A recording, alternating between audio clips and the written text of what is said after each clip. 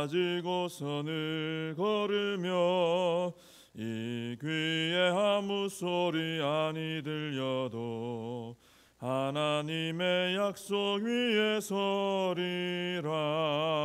걸어가세 믿음 위에 서서 나가세 의심 버리고 걸어가세 믿음 위에 서서 눈과 귀에 아무 증거 없어도 이 눈이 보기에는 어떠하든지 이미 얻은 증거대로 늘 믿으며 이 맘에 의심 없이 살아갈 때에 우리 소원 주 안에서 이루리. 걸어가세 믿음 위에 서서 나가세 의심 버리고 걸어가세 믿음 위에 서서 눈과 귀에 아무 증거 없어도 주님의 거룩함을 두고 맹세한 주 하나님 아버지는 참 미쁘다. 그 귀한 모든 약속 믿는 자에게 능치 못할 무슨 일이 있을까. 걸어가세 믿음 위에 서서 나가세 의심 버리고 걸어가세 믿음 위에 서서 눈과 귀에 아무 증거 없어도. 사도신경으로 신앙 고백하시겠습니다.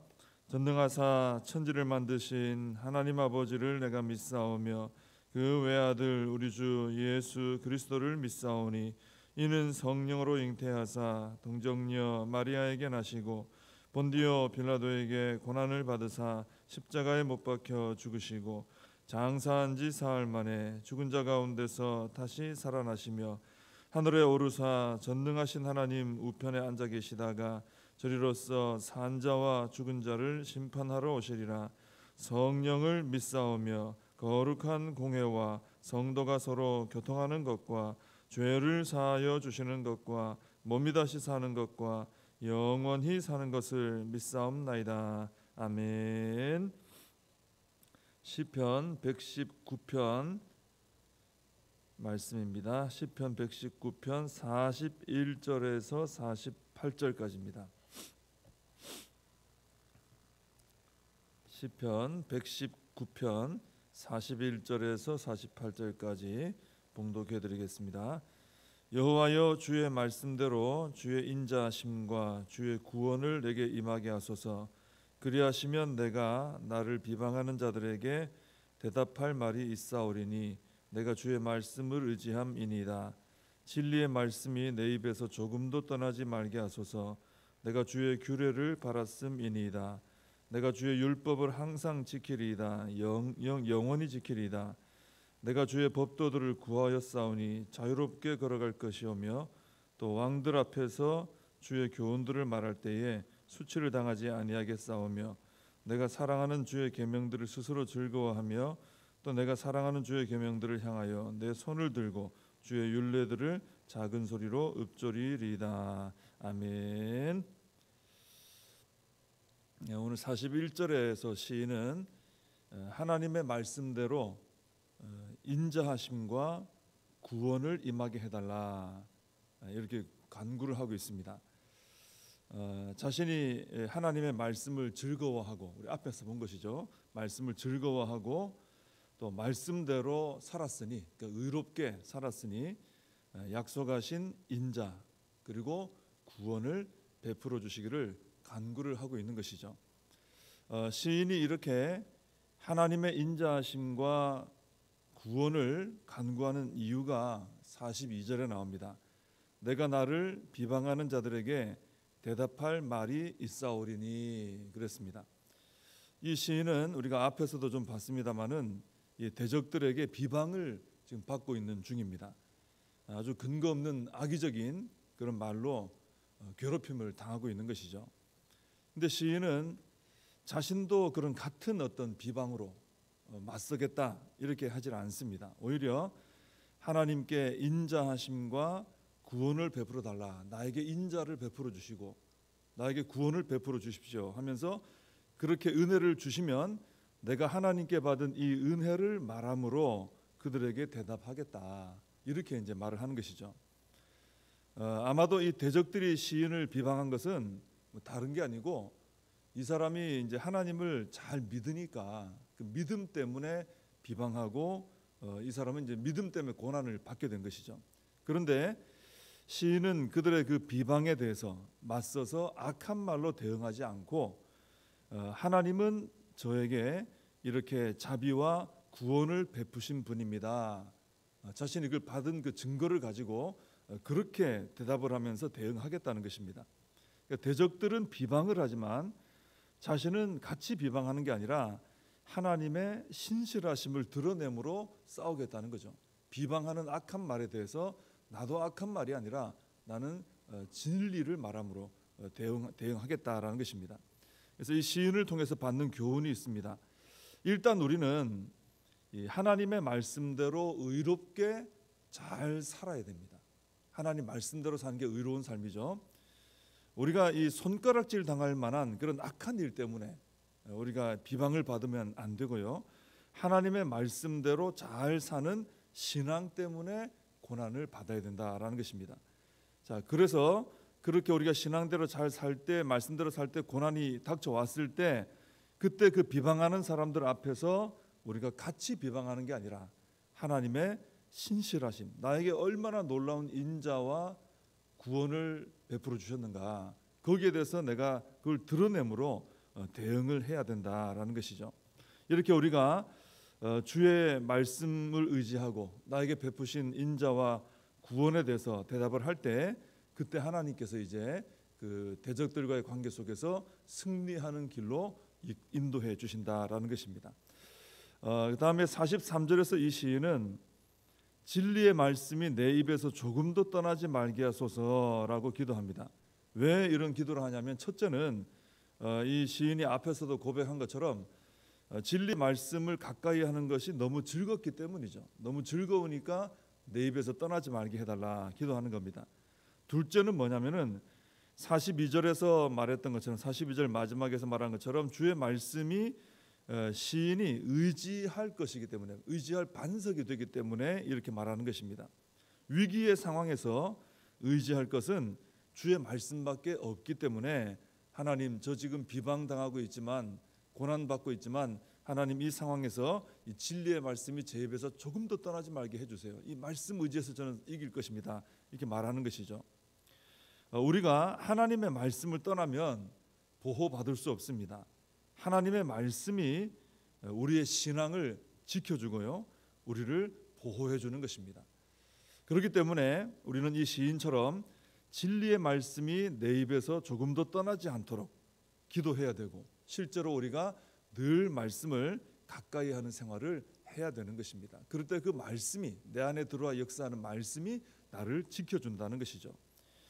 44절에서 이 시인은 하나님의 말씀을 지키는데 어떻게 지키겠다라고 하냐면은 항상 지키겠습니다, 영원히 지키겠습니다, 이렇게 말을 하고 있습니다. 성도가 이 말씀대로 살아가는 것은 그래서 하다 말다 해서는 안 되고요, 항상 해야 되고, 그리고 하다가 그만둬서도 안 된다는 것입니다. 영원히 하나님 앞에 설 때까지 영원히 지키게 돼야 된다는 것이죠. 왜냐하면 말씀대로 살아갈 때 우리가 풍성한 꼴을 먹게 되는 것이고 또 생명수를 마시는 삶을 살아갈 수 있기 때문입니다. 그래서 이 말씀이 우리에게서 떠나가지 않도록 늘 말씀 붙들고 항상 지키고 영원히 지키는 이런 삶이 필요한 것이죠.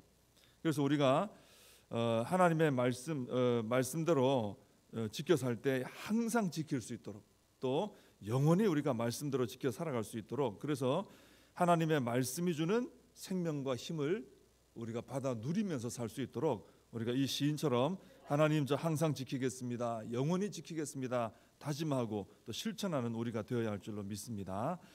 45절에서 시인은 주의 법도들을 구함으로 자신이 자유롭게 걸어갈 것이다 이렇게 말합니다. 내 인생이 자유로운 인생이 될 것입니다. 예수님께서도 그러셨죠. 진리가 너희를 자유케 하리라 말씀하셨습니다. 우리가 하나님 말씀을 따라 살아갈 때 죄의 매인 삶에서 벗어나게 됩니다. 죄에서 자유를 얻게 되는 것이죠. 이 죄에서 자유를 얻는다라는 말은 말씀 듣고 우리가 복음을 믿음으로 죄 사함 받고 구원받는다라는 이 큰 의미도 있습니다. 이게 가장 큰 의미죠. 그러나 또 한 가지는 죄로 인해서 연약해진 우리의 모든 연약함을 극복하게 된다라는 의미도 포함되어 있습니다. 구원도 받지만, 영원한 구원도 받지만 우리가 고침받는 거죠. 우리가 새로워지는 것이죠.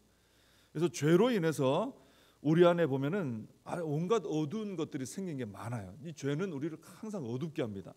생각도 어두워지고요, 어떤 삶의 습관도 어두워지고, 이런 어두워지는 게 많습니다. 근데 우리가 말씀대로 살아갈 때 우리의 생각이 그 어두움에 매인 것에서 해방이 되는 거예요.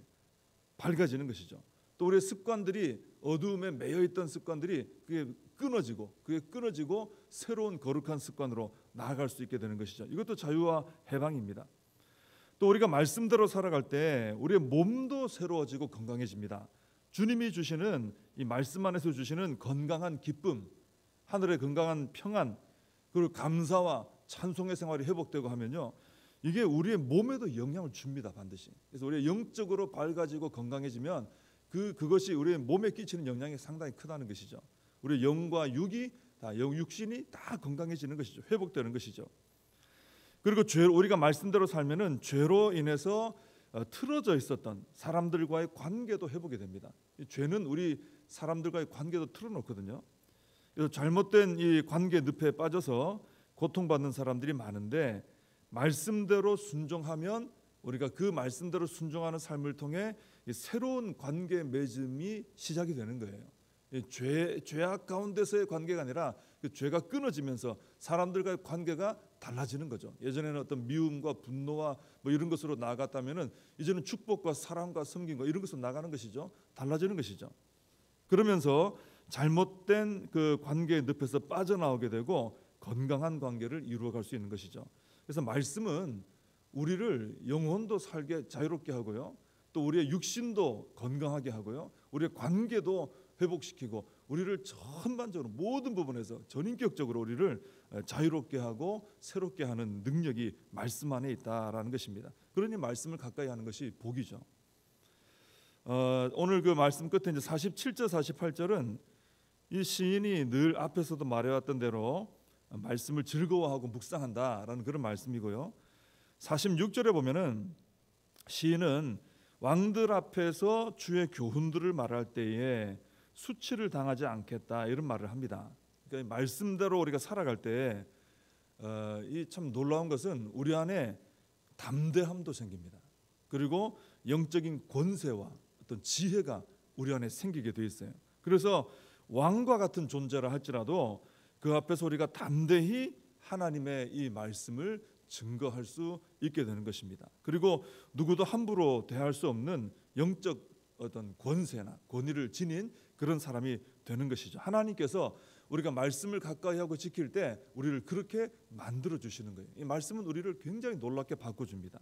그래서 우리가 말씀을 따라 살아갈 때 우리에게 이런 놀라운 은혜와 복이 임한다. 말씀대로 사는 것이 참 이게 복이구나. 다시 한번 오늘 깨닫고 말씀 생활을 더 열심으로 감당해 나가는 우리가 되어야 할 줄로 믿습니다. 기도하겠습니다.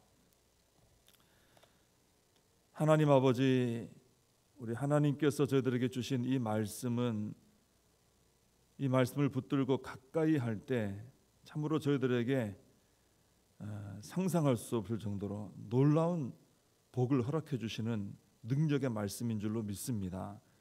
저희들은 이 놀라운 보배로운 말씀을, 생명의 말씀을 늘 가까이 두고 읽고 듣고 묵상하며 가운데 기록된 대로 그대로 지켜 행할 수 있는 복을 받은 사람들입니다. 하나님 말씀 안에 이 놀라운 것들이 있다는 것을 분명히 믿게 하시고 하나님 말씀을 더욱더 가까이 함으로 복을 받는 저희들이 되게 하여 주시옵소서. 하나님, 오늘도 거룩한 주의 날을 허락하심을 감사합니다. 하나님, 드려지는 모든 예배 시간마다 그 하나님의 영광을 체험하는 복된 예배 시간, 하나님만 높임받는 놀라운 복된 시간 될 수 있도록 예배 시간을 축복해 주옵시고, 모든 봉사하는 분들과 섬기는 분들, 또 우리 성도들의 교제 가운데 함께 하시며, 특별히 또 부흥성의 가운데 하나님의 놀라운 은혜가 임하도록 축복하여 주시옵소서. 예수님의 이름으로 기도하옵나이다. 아멘. 주님 가르쳐 주신 기도로 예배를 마칩니다. 하늘에 계신 우리 아버지여, 이름이 거룩히 여김을 받으시오며 나라의 임하옵시며 뜻이 하늘에서 이룬 것 같이 땅에서도 이루어지이다. 오늘날 우리에게 일용할 양식을 주옵시고, 우리가 우리에게 죄진 자를 사하여 준 것 같이 우리 죄를 사하여 주옵시고, 우리를 시험에 들게 하지 마옵시고 다만 악에서 구하옵소서. 대개 나라와 권세와 영광이 아버지께 영원히 있사옵나이다. 아멘. 말씀 붙드시고 기도하시고, 또 우리 교회를 위해서, 특별히 오늘 예배, 주일 예배와 봉사와 섬김과 교제를 위해서, 또 부흥성회를 위해서 함께 기도해 주시기 바랍니다.